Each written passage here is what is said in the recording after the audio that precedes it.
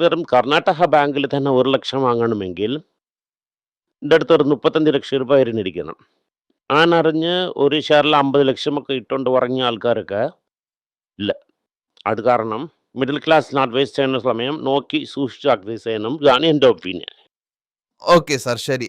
നിങ്ങളിപ്പോൾ ഇങ്ങനെ പറഞ്ഞത് കാരണം എനിക്കൊരു സംശയം. ഇപ്പോൾ വന്നിട്ട് ടാറ്റ സ്റ്റീലിന് 1000 രൂപയ്ക്ക് കണ്ടിരിക്കുന്നു, 200 രൂപയ്ക്കും കണ്ടായിരുന്നു. പക്ഷേ എനിക്ക് ഏതൊരു പ്രോബ്ലം ഇല്ല, ഞാൻ വാങ്ങിയോണ്ട് സൈലന്റാ മിണ്ടാതിരിക്കുന്നു. പക്ഷേ എൻ്റെ അടുത്ത് ഒരു 2000 ഷെയർ ഇരുന്നിരിക്കും. നിങ്ങൾ വന്നിട്ട് 100, 200 ഷെയർ കുറച്ചായിട്ട് ടിഫിൻ കോഫി റേഞ്ചിൽ വാങ്ങി വെച്ചിരിക്കുവാണെങ്കിൽ അപ്പോഴാണ് ഞങ്ങൾ പ്രോഫിറ്റിന് ബുക്ക് ചെയ്യേണ്ടത് സാർ. എന്തിനാ ബുക്ക് ചെയ്യണം? സാർ എന്തിനു ബുക്ക് ചെയ്യണമെന്ന് പറഞ്ഞാൽ, ഷെയർ 100 രൂപയ്ക്ക് ഒരു 100 ഷെയർ ഞാൻ വാങ്ങിയിരിക്കും.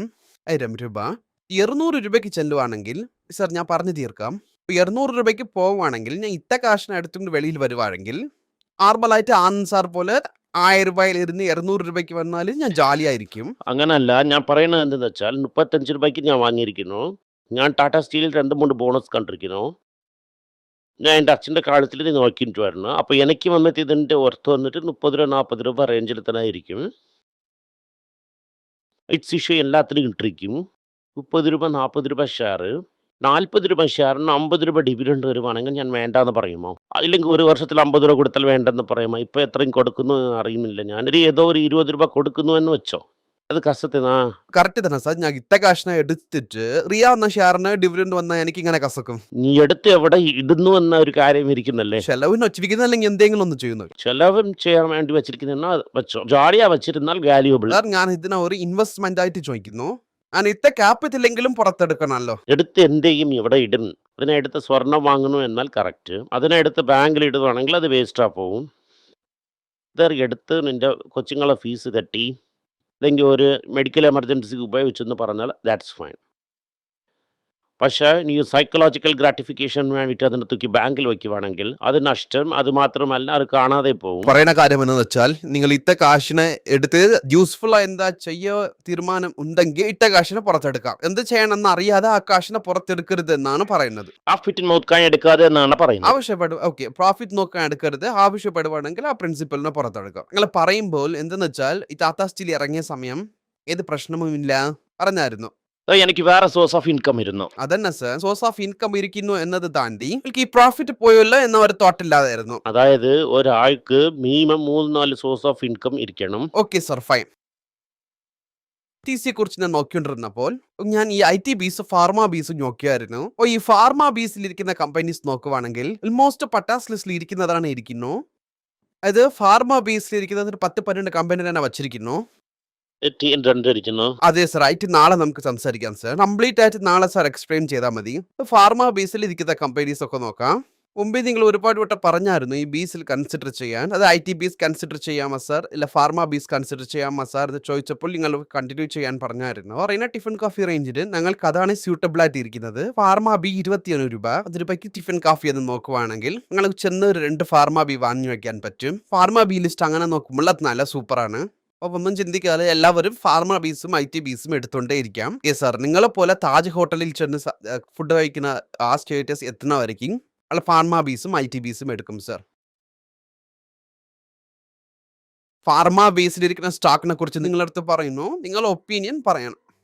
ഇതിപ്പോൾ അലൊക്കേഷനും ഇരിക്കുന്നു. Pharma 21% allocation. എക്സ്പെൻസീവ് ആണ്. PV സ്ലാബ് ഇതും എക്സ്പെൻസീവ് ആണ്, വലിയ അറിയില്ല.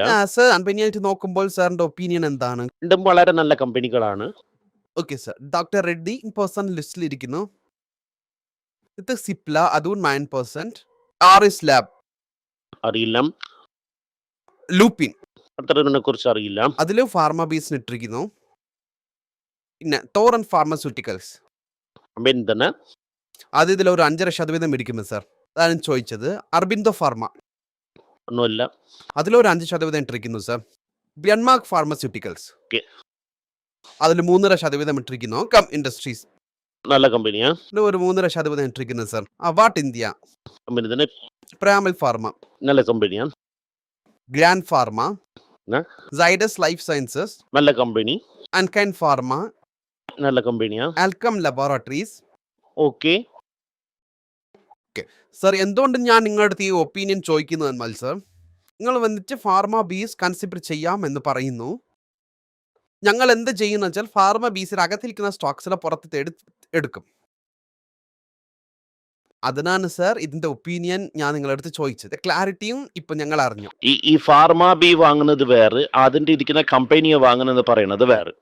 അതിനകത്തിരിക്കും എന്ന് പറഞ്ഞ് നീ ഫാർമ ബീസ് വാങ്ങുന്നു, കമ്പനി വാങ്ങണമെന്ന് പറയുകയാണെങ്കിൽ വാലുവേഷൻ നോക്കി തന്നെ വാങ്ങണം. ഓൺ ദി അതർ സൈഡ് ഈ ഫാർമ ഇതിലും ശരിയില്ലാത്ത കമ്പനിയും ഇൻവെസ്റ്റ് ചെയ്തിരിക്കുന്നു എന്നത് നമ്മൾ മനസ്സിലാക്കിയിരിക്കുന്നു. അസ്ലി കമ്പനീസും ഇരിക്കുന്നു.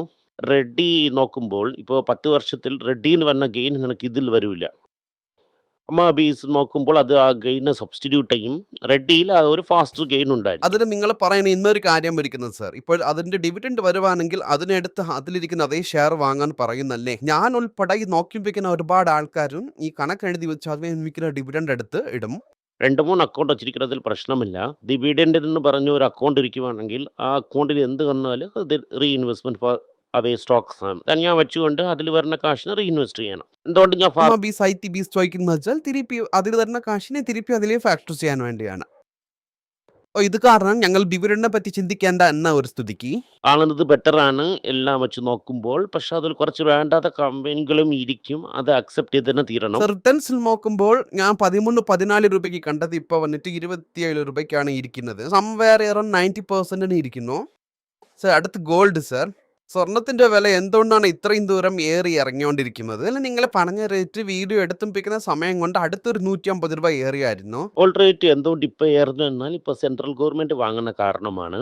കാര്യം federal reserve president interest rate കയറ്റില്ല എന്ന് പറയുന്നു. എന്നെ പൊടുത്ത മട്ടിൽ 4-5 കൊല്ലം കൊണ്ട് അമേരിക്കയിൽ ഇൻഫ്ലേഷൻ വളരെ കൂടുതലായിട്ടാണ് ഇരിക്കുന്നത്. അതില്ലെങ്കിൽ ഡെഫിനറ്റ് ആയിട്ട് ഈ പ്രാവശ്യം റേറ്റ് കയറ്റണം. പക്ഷെ കുറയ്ക്കില്ല. കയറ്റുവാണെങ്കിൽ ഡോളർ ഏറും. പിന്നെ ഗോൾഡ് വീഴും. ഒരു ക്രൈസിസ് വന്നതിൻ്റെ ശേഷം റേറ്റിനെ തിരികെ കട്ട് ചെയ്യും. തിരിച്ച് പിന്നെയും സ്വർണം ഏറും. ഇന്ന് കയറും എന്നതാണ് എൻ്റെ ഒപ്പീനിയൻ.